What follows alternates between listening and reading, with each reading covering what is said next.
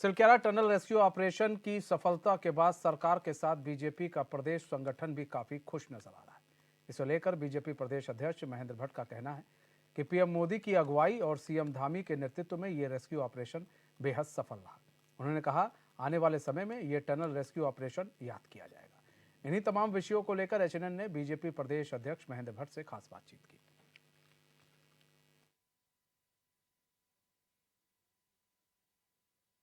Bharatiya Janata party के प्रदेश अध्यक्ष महेंद्र भट्ट जी इस समय हमारे साथ एचएनएन न्यूज़ पर मौजूद हैं।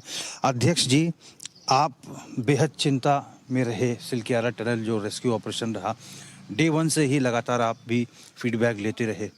बीते रोज़ आप इगास फेस्टिवल में भी थे सीएम आवास पर। इस पूरे रेस्क्यू ऑपरेशन को आपका दृष्टिकोण किस रूप में देखता है? देखिए, क्योंकि उत्तराखंड में जो भी परियोजनाएं चल रही हैं, रेलवे की हो चाहे सड़कों की हो, हमको दूरियां कम करनी तो टनल की आवश्यकता रहती है। लेकिन इतनी टनलें बन गई और इस टनल में जब ये घटना होती तो चिंतित होना स्वाभाविक था। सबसे बड़ी बात है, 41 मजदूर टनल के अंदर थे। मैं ईश्वर का ही प्रभाव हूँ, भगवान बुद्धिशाली की कृपा है, वहाँ के लोकल देवी देवताओं की कृपा कही है कि आज सब लोग सुरक्षित और स्वस्थ बाहर निकले। अब इसके पीछे जहाँ सरकारी तंत्र का बहुत बड़ा योगदान होता है, कैसे करके उनको ऑक्सीजन पहुँचाई जाए, उसकी प्रारंभिक चीज़ें तय हुई, वहाँ बिजली की व्यवस्था हो जाए, उन लोगों से बातचीत हो जाए, इस सब में देश के प्रधानमंत्री जी का जो योगदान है उसको उत्तराखंड जनता हम लोग भूल नहीं सकते हैं। प्रधानमंत्री जी मेरे परिवारजनों जब बोलते हैं तो उसका एक सार्थक उदाहरण हमने इस बीच देखा है कि एक विभाग के रूप में उन्होंने मुख्यमंत्री जी का मार्गदर्शन किया।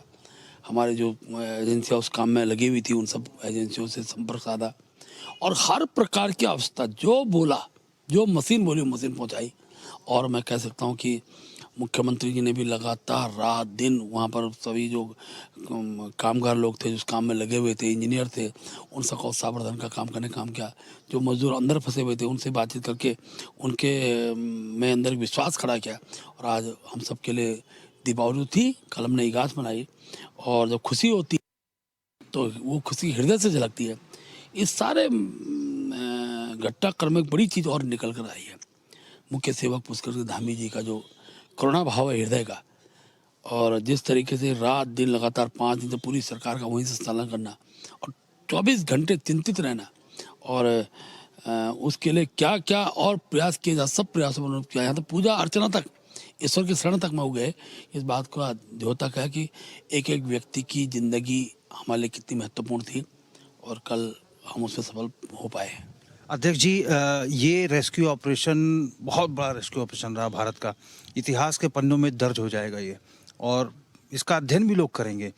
और जिस तरह से श्रमिकों ने मुख्यमंत्री पुष्कर सिंह धामी की तारीफ की है प्रधानमंत्री से टेलीफोनिक माध्यम से, और बीते रोज उनके जो परिवार के जन के लोग थे वो भी तारीफ कर रहे थे कि बहुत अच्छा स्वभाव है सीएम का, आपका बहुत सरल है।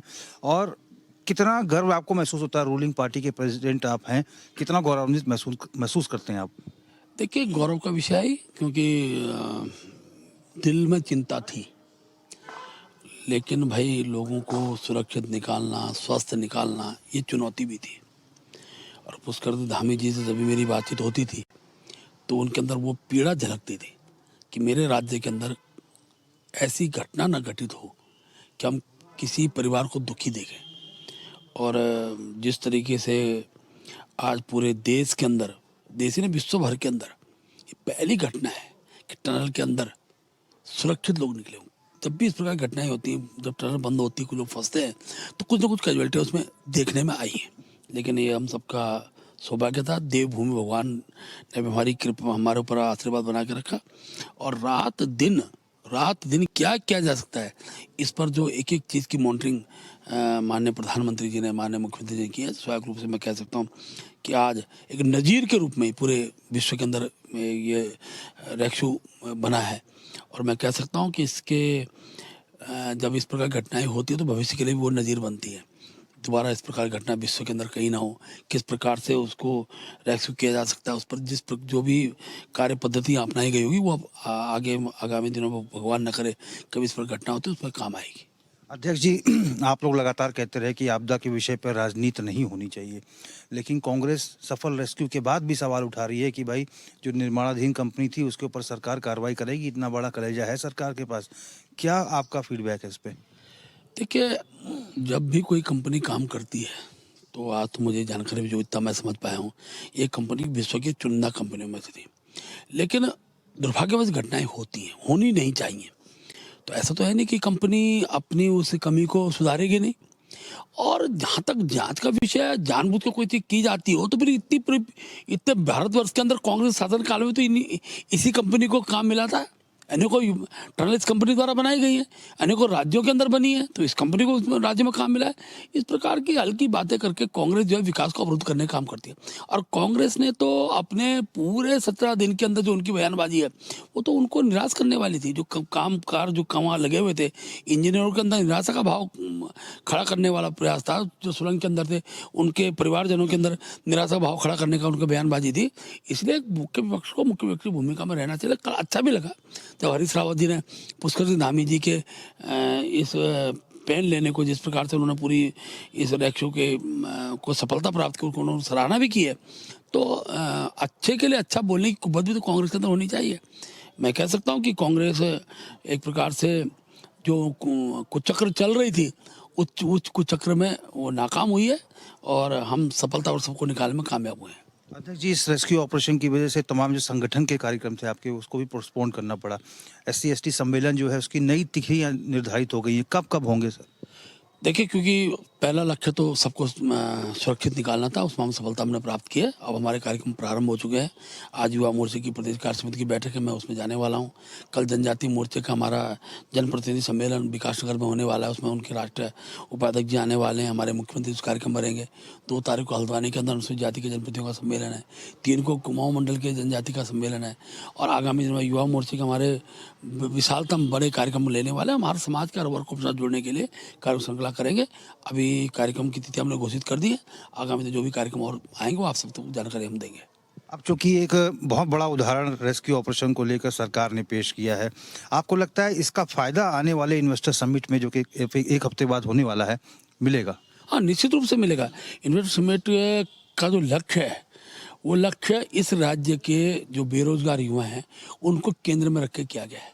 और मुझे मुख्यमंत्री का आभार व्यक्त करते हुए खुशी भी है कि अभी जिलों के अंदर इन्वेस्टर समिट हो रहे हैं तो स्थानीय जो उद्यमी हैं वो भी इससे जुड़ रहे हैं बड़ी संख्या में। 1 करोड़ से ज़्यादा कहीं 2 करोड़ के, कहीं 5 करोड़ का जो MOU साइन हुए हैं। तो मैं कह सकता हूँ इसका एक लाभ यहाँ की जो उत्तराखंड का है, उत्तराखंड का पानी, उत्तराखंड की जवानी उत्तराखंड काम नहीं आती है। अब पानी भी टिहरी बांध से हमारा काम आ रहा है और जवानी में इन्वेस्टर समिट के बाद जो उद्योग लगेंगे वहाँ उत्तराखंड के काम आएगा, उत्तराखंड के युवा को रोजगार मिले। इस उद्देश्य से मुख्यमंत्री जी का जो ये पहल है, ये सराहनीय पहल है और इसका लाभ हम सबको प्राप्त होगा। अंतिम सवाल सर, 22 जनवरी को राम मंदिर का उद्घाटन होगा, रामलला विराजमान होंगे। उत्तराखंड में भी सुनने में आया कि भारतीय जनता पार्टी 1000 बड़े मंदिरों का रंग रोगन कराएगी, सभी मंदिरों पर लाइव टेलीकास्ट दिखाया जाएगा। क्या कार्यक्रम रहेंगे सर? देखिए, भारतीय जनता पार्टी नहीं कराएगी, ये स्वस्फूर्त पक्ष है। उत्तराखंड देवभूमि है, राम यहाँ के हृदय में बसते हैं और 500 साल से अधिक के समय से जो सपना था कि अयोध्या उनकी जन्मभूमि है, वहाँ भगवान राम विराजमान हो, रामलला की मूर्ति की प्राण प्रतिष्ठा हो, और वो क्षण आने वाला है। अनेकों लोग जेलों में गए, यातनाएं सही, राम मंदिर के आंदोलन के लिए संघर्ष किया, जिसमें मैं भी 25 दिन की जेल काट कर आया हूँ।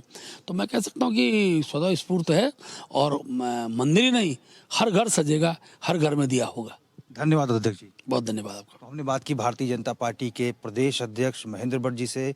भट्ट जी का साफ तौर पर कहना है कि जिस तरह का ये टनल का रेस्क्यू ऑपरेशन हुआ, ये आने वाले समय में मील का पत्थर इसे लोग मानेंगे। और जिस तरह से मुख्यमंत्री के नेतृत्व में ये पूरा ऑपरेशन हुआ, ये एक बहुत बड़ा जो चुनौती थी उसको मुख्यमंत्री भेद पाए हैं। और इसी वजह से संगठन के तमाम कार्यों को बीजेपी ने रोक दिया था, लेकिन अब संगठन के कार्य भी निरंतर फ्लो में जारी रहेंगे। HNM 24/7 के लिए अपने कैमरा पर्सन प्रभात के साथ मैं रोहित विक्रम सिंह, देहरादून।